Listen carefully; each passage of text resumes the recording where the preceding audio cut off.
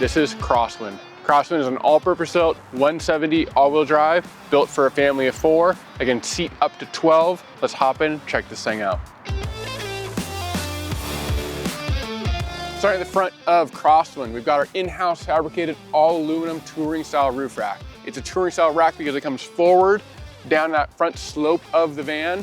We've got Method 703 rims wrapped in BFG KO3 all-terrain tires. Full length in-house fabricated aluminum running board. That's our signature series sidestep there. We got a full length Yamaha F45S awning with rigid scene lights that light up the whole area below that awning.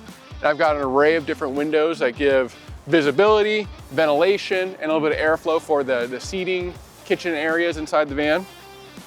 In the back, we've got a VanCompass OptiRate leaf spring pack. That's a really cool system because it is tunable with different blocks that we add into those overload springs. We can adjust our ride height a little bit with that spring pack. And then we've got Al's new B2 Pro. So they've updated this B2 system to have a full kind of Sherpa style plate on the front of the B2, so a lot more mounting opportunities there. We've got an Expedition large box. This is like the Monster Mini box. I got my One Up USA bike trays, so I got 2 of those, so I can store 2 mountain bikes up top above the box. Spare tire carrier on the driver's side. This one has an integrated ladder, so I can access the rear of my roof rack. And then we also integrated these the stop and stay door strut system from Canyon Vans. And once we have the weight of a spare tire, a back box, bikes, a bunch of gear on my back doors, these doors really do get heavy. So that gas strut, that stop stay system from Canyon Vans, it's really nice because I just unlatch this and let the strut do all the work from there. We got an in-house fabricated aluminum side ladder. We've got a matching driver side running board. So this is the full length, which is nice because it covers up view of any of the tanks up underneath the van.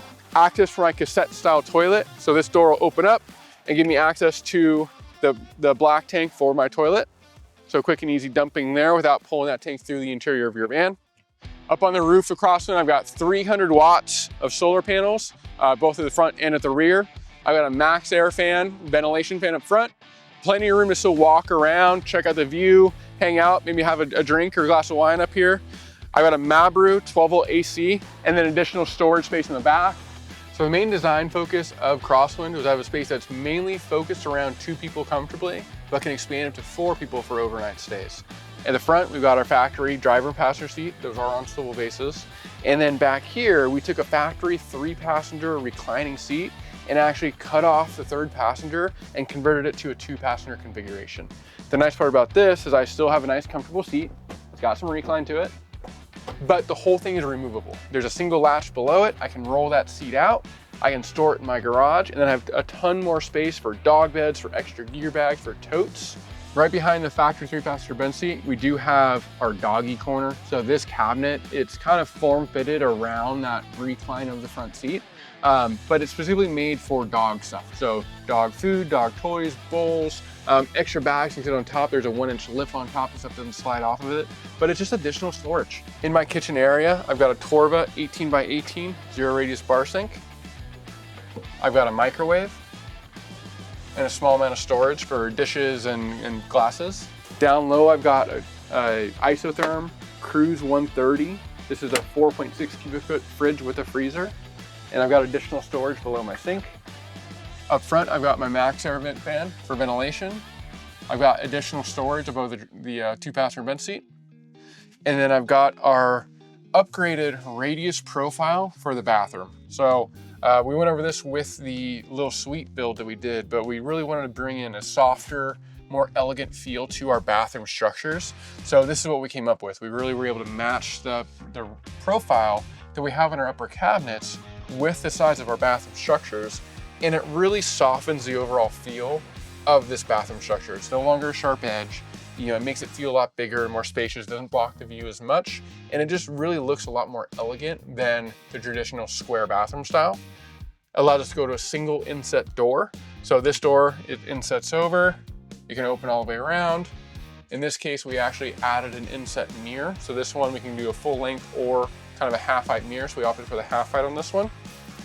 Plenty of space to move out and shower, access to my toilet. So we have lots of space here, a ventilation window to help with humidity. And then when I'm showering, there is a curtain that slides across and magnets on to waterproof this recessed door design. So completely waterproof, but nice open spacious area for frequent showers and just open space in the bathroom so you're not feeling claustrophobic and cramped in here. For the fit and finish of the inside of the van, we went with really neutral kind of nature tones. We went with maple slats on the roof and then kind of softer finishes that are kind of complementary to the actual color, the pebble gray color of the van.